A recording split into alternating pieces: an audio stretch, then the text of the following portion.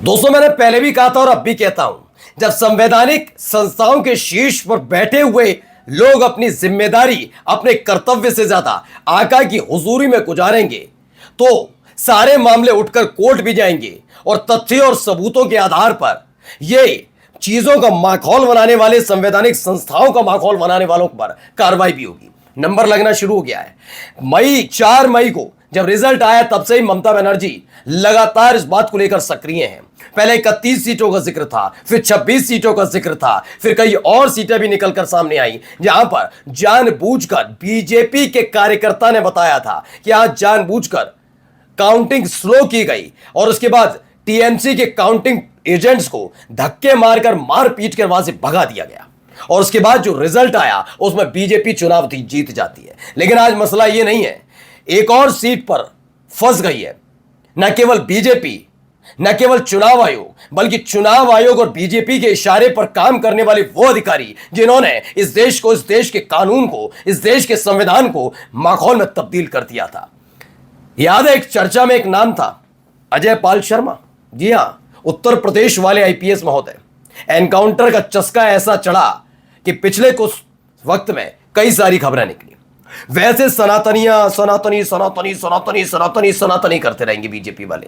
मैंने तब भी कहा था, क्या आपको पता है कि जब शंकराचार्य से बदसलूकी हुई, और तो और चलिए मैं मान भी लेता हूं मसला को, ठीक है, लेकिन छोटे छोटे बच्चे यानी बटकों की चोटियां खींची जा रही थी, वहां किस अधिकारी की तैनाती थी? यही वाले थे। लेकिन सनातनियों की सरकार वाले कहां सुनेंगे, है ना? और अब देखिए फंसने वाले भाई साहब, जिस टीएमसी के कार्यकर्ता पर पहली बार फुर्सत में जाकर उसके घर पर जाकर तामिल खेल रहे थे, अब वो कलकत्ता हाईकोर्ट पहुंच गए भाई साहब, क्योंकि पता है बीजेपी की सरकार आने के बाद अजय पाल शर्मा जैसे अधिकारियों पर कोई कार्रवाई नहीं होगी, कोई सी भी एफआईआर दर्ज करा लीजिए। लेकिन जब कोर्ट का चाबुक चलेगा तो ये सफेद वर्दी पे घूम रहे पुलिस वालों को कार्रवाई करनी पड़ेगी, खाकी वाले पर। तो क्या कुछ हुआ है आज आपको दिखाता हूं। 21 तारीख को पश्चिम बंगाल की एक सीट फाल्टा पर फिर से वोटिंग होनी है, क्योंकि बीजेपी की शिकायतों पर सबसे ज्यादा ध्यान देता है ज्ञानेश कुमार और उसका रिजल्ट आएगा। लेकिन 21 तारीख से पहले टीएमसी के कार्यकर्ता जो खुद उम्मीदवार है वो पहुंच गए सीधे कोर्ट, और कलकत्ता हाईकोर्ट ने कहा बिल्कुल सही कह रहे हो, हम आपकी बात सुनेंगे। तो क्या होने जा रहा दिखाता हूं। नमस्कार, मैं हूं प्राज्वल गौतम और आप देख रहे हैं टाइम्स एक्सप्रेस। सबसे पहले खबर देखिए, लाइव लॉ की खबर है। West Bengal polls, TMC candidate Jahangir Khan moves Calcutta high court against criminal cases filed against him before Falta repoll.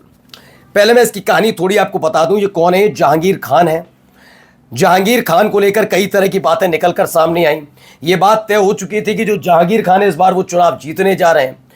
Jahangir Khan को लेकर सबसे पहले दौड़े दौड़े कौन पहुंचे? अजय पाल शर्मा जैसे कर्मठ जुझारू, मतलब सोचिए कि उस जैसा कोई अधिकारी मिला ही नहीं। उत्तर प्रदेश से पश्चिम बंगाल वहां ट्रांसफर किया गया, आप जाइए संभालिए जहांगीर खान को। तो जहांगीर खान के घर तक पहुंचे थे भाई साहब। बीजेपी के उम्मीदवार के घर पर भी जाकर अगर वही कर लेते तो निष्पक्षता की प्रमाण पत्र मैं अपने चैनल पर दे देता, लेकिन उन्होंने ऐसा नहीं किया। उन्होंने सिर्फ जहांगीर खान के घर पर ज्यादा कर रहे थे, क्योंकि भारतीय जनता पार्टी को यह क्लियर था कि इस सीट पर किसी भी कीमत पर कमल नहीं खिलेगा।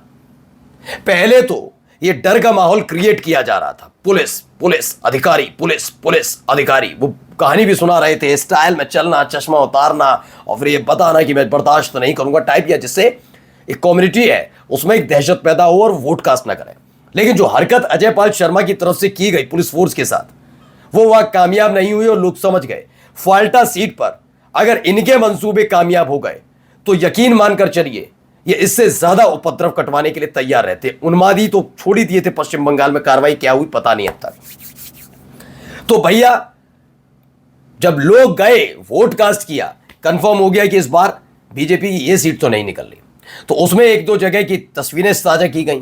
कहा गया कि भाई जो पूरे का पूरा ईवीएम है उसमें से बीजेपी वाले पर चिट चिपका रखी थी, जिसे वहां वोट कास्ट ना हो पाए। और ये लेकर जैसे ही चुनाव आयोग के पास गए, ज्ञानेश बाबू पर इतना समय था, उन्होंने कहा बीजेपी वालों ने कहा है ना, झूठ नहीं बोलेंगे, इससे बड़ा सबूत हो ही नहीं सकता धांधली का। ये दुनिया का सबसे बड़ा लोकतंत्र को हानि पहुंचाने वाला मामला है। तो तुरंत कहा भैया इसे कर दीजिए, फाल्टा वाले को तो दोबारा चुनाव कराएंगे। अब दबाव क्या है तो बताता हूं। अब यही टीएमसी कैंडिडेट, क्योंकि कैंडिडेट दोबारा चेंज नहीं होते, फाल्टा सीट से कैंडिडेट वही रहेंगे, बीजेपी के भी वो भी।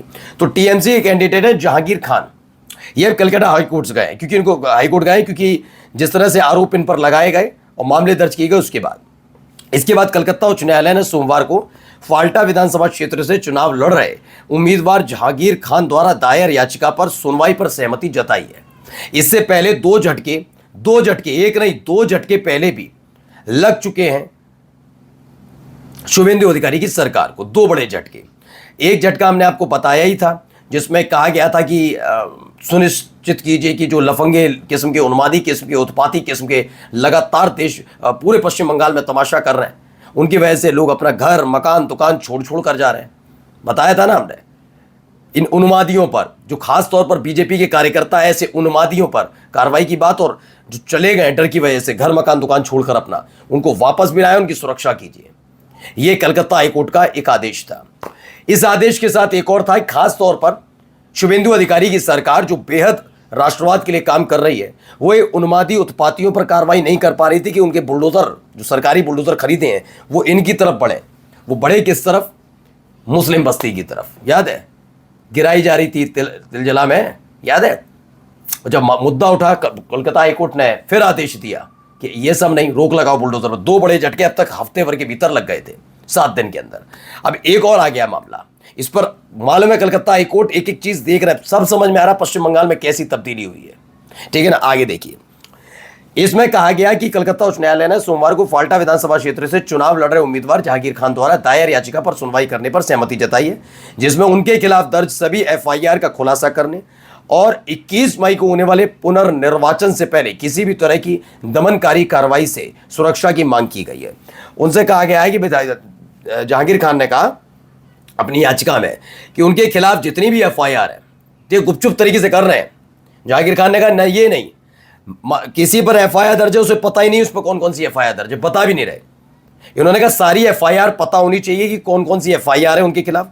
दूसरा, उन्होंने कहा किसी भी तरह का कोई भी ऐसी एक्टिविटी ना करें जिससे डर खौफ का माहौल बनाया जाए। खास तौर पर अधिकारी महोदय इसीलिए लाए गए थे। अब देखने को मिल रहा है कि आज 18 तारीख है और खबर निकल कर आ रही है, चूंकि 18 तारीख हो चुकी है और मात्र 3 दिन बचे हैं, 18, 19, 20, 21, तो 21 तारीख को से पहले एक बड़ा, हो सकता है शाम तक इसको लेकर एक बड़ा फैसला है, कल तक बड़ा फैसला है। और यह भी संभव माना जा रहा है कि इस क्षेत्र में जब 29 तारीख को वोटिंग हुई थी, उसको जिस अधिकारी के प्रभाव की वजह से जो प्रभाव दिखाने की कोशिश की जा रही थी खाकी पहनकर, उन पर भी बड़ी कार्रवाई हो सकती है, क्योंकि उनकी वजह से ही इस क्षेत्र में पूरा माहौल गरमाया था, जो जिस तरह की एक्टिविटी कर रहे थे। तो क्या चुनाव आयुक्त के लाडले, बीजेपी के लाडले, सब पर सख्त कार्रवाई होगी। नमस्कार।